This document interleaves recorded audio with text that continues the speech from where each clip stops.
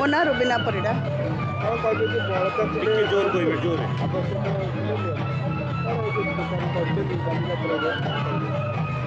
ଦେଖନ୍ତୁ ଏଇଟା ବଳକା ଥିଲେ ଦିଅନ୍ତୁର ଅର୍ଥ ହେଉଛି ଆପଣମାନଙ୍କ ପାଖରେ ଯେଉଁ କପଡ଼ା ଅଛି ସେଗୁଡ଼ାକ ଆପଣ ଏଠି ଦେଇପାରିବେ।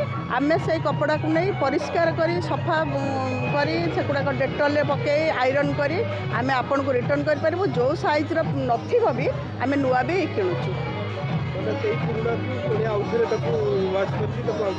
ହଁ, କେବଳ ୱାଶ୍ ନୁହେଁ, ତାକୁ ଆମେ ଗରମ ପାଣି ଡେଟଲ୍ରେ ବି ପକାଇକିରି ଦେଉଛୁ। କାରଣ କାହାର ଚର୍ମ ରୋଗ ଯଦି ଥାଇପାରେ, କାହାକୁ ସେବା କରିବାର ମନୋବୃତ୍ତି ତା ପାଇଁକି କାଳ ହେଇଯିବ। ଦେଖନ୍ତୁ ମଣିଷର ବଞ୍ଚିବା ପାଇଁ ଖାଦ୍ୟ, ବାସଗୃହ, ବସ୍ତ୍ର ଏ ତିନିଟା ତ ନିହାତି ଆବଶ୍ୟକ। ତେଣୁ ଯେତେବେଳେ ଆମର ଖାଦ୍ୟ ପାନୀୟ ଆମର କିଛି ସରକାର କିଛି କରିସାରିଲା ପରେ ବସ୍ତ୍ରର ଯୋଜନା କୌଣସି ସ୍ଥାନରେ ନାହିଁ। ଯେତେବେଳେ କୋରୋନା ହେଇଥିଲା ସେତେବେଳେ ଆମେ ଇଞ୍ଜେକ୍ସନ୍ ନେବା ପାଇଁ ଆମେ କୋଭିଡ଼ ଇଞ୍ଜେକ୍ସନ୍ ଦେଉଥିଲୁ ଆମେ ଗାଡ଼କଣ ହସ୍ପିଟାଲରେ। ସେତେବେଳେ ଗୋଟେ ଝିଅ ଆସିଥିଲା ଯାହାର କି ବୟସ 17-18 ବର୍ଷ ଭିତରେ ହେବ ଏବଂ ସେ ଏକଦମ ଚିରା ଫଟା ପିନ୍ଧିଥିଲା। ତାକୁ ପଚାରିବାରୁ ସେ କହିଲା ଯେ ମୋ ପାଖରେ କପଡ଼ା ନାହିଁ, ତେଣୁକରି ମୁଁ ପିନ୍ଧିବି କ'ଣ, ମୋ ପାଖରେ ନାହିଁ। ସେଇ ଦିନରୁ ମୋ ମନରେ ଗୋଟେ ଚିନ୍ତାଧାରା ରହିଲା ଯେ ଆମ ପିଲାମାନେ ବି ଭଲ ଡ୍ରେସ୍ 2-3 3 ପିନ୍ଧି ଫୋପାଡ଼ି ଦେଉଛନ୍ତି।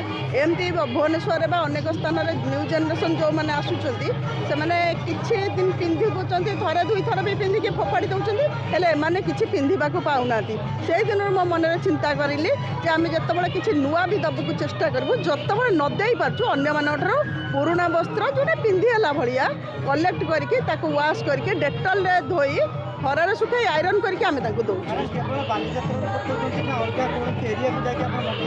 ନାଇଁ, ଆମେ ବାଲିଯାତ୍ରା ଯେଉଁ ବର୍ଷ ଏଇ ଭୁବନେଶ୍ୱର ବାଲିଯାତ୍ରା ଯେବେଠାରୁ ଆରମ୍ଭ ହୋଇଛି ଆମେ ପକାଉଥିଲୁ। କୋରୋନା ପାଇଁ 2 ବର୍ଷ ବନ୍ଦ ଥିଲା, କିନ୍ତୁ ତା ବ୍ୟତୀତ ଯେଉଁଠି ମାନେ ରହୁଛନ୍ତି ଗରିବ ଶ୍ରେଣୀର ଆମେ ଅନୁଭବ କରୁଛୁ ପୁଅର୍ ପିପୁଲ୍, ଆମେ ସେମାନଙ୍କ ପାଖକୁ ଯାଇ ସେମାନଙ୍କୁ ବି ଦେଉଛୁ।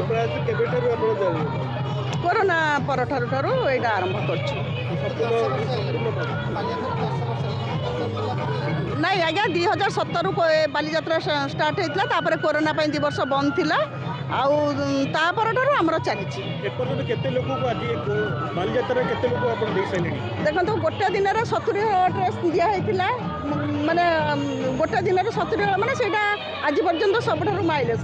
କାଲି ଦିଆହେଇଛି 25 ହଳ, ତା ସହିତ ଶାଢ଼ୀ କିଛି ଦିଆହେଇଛି। ଆଜି ତ ଆପଣମାନେ ଦେଖିଛନ୍ତି ବୁଢ଼ୀ ଏବଂ ପୁରୁଷ ଲୋକ କିଛି ଲୋକ ଆସିକି ନେଇଛନ୍ତି। ନିଶ୍ଚିତ ଭାବରେ ଗୋଟେ ସୁନ୍ଦର କାର୍ଯ୍ୟକ୍ରମ, ଏଭଳି କାର୍ଯ୍ୟକ୍ରମ କ'ଣ କରୁଛୁ, କେମିତି ଅନୁଭବ କରୁଛନ୍ତି ଆପଣ ଏଭଳି କାମ? ନିଶ୍ଚିତ ଭାବରେ ଗୋଟେ ଆତ୍ମସନ୍ତୋଷ ଲାଭ କରୁଛୁ। ଯେଉଁମାନେ ନେଇକି ଟିକେ ଖୁସି ହେଇ ମୁଣ୍ଡରେ ହାତଟା ଥୋଇ ଦେଉଛନ୍ତି, ସେଥିପାଇଁ ଆମେ ନିଜକୁ ପୁରା ମାନେ ଗର୍ବିତ ମନେ କରୁଛୁ। ସେମାନଙ୍କର ଆଶୀର୍ବାଦ ଜଗନ୍ନାଥଙ୍କ ଆଶୀର୍ବାଦ ସହିତ ସମାନ ଭାବିକି ଆମେ ପ୍ରେରଣା ଆପଣଙ୍କୁ କିଏ ଦେଲା ଏଭଳି କାର୍ଯ୍ୟକ୍ରମ କରିବା ପାଇଁ, ଏଭଳି ମନୋଭାବ କେମିତି ଆସିଲା? ଦେଖନ୍ତୁ ଏଇ ଯେଉଁ କାର୍ଯ୍ୟକ୍ରମ ଜୟ ଓଡ଼ିଶାର ରୁଦ୍ର ସାମନ୍ତରାୟ ମଧ୍ୟ କରୁଛନ୍ତି, ସେଥିରେ ମୋ ଶ୍ୱଶୁର ଯିଏ ଥିଲେ ପୂର୍ଣ୍ଣଚନ୍ଦ୍ର ପରିଡ଼ା, ସିଏ ବି ବହୁତ ଜନମଙ୍ଗଳକାରୀ କାର୍ଯ୍ୟ କରିଛନ୍ତି, ଯାହାଙ୍କର ଆଜି ପର୍ଯ୍ୟନ୍ତ ବି ନାଁ ଅଛି।